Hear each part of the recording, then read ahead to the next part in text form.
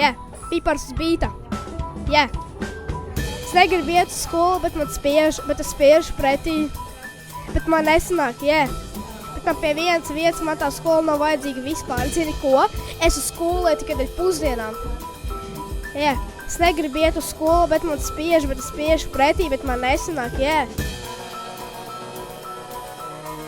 Man pie vienas vietas man tā skola nav vajadzīga vispār, un zini ko? Es eju tikai dēļ pusdienām.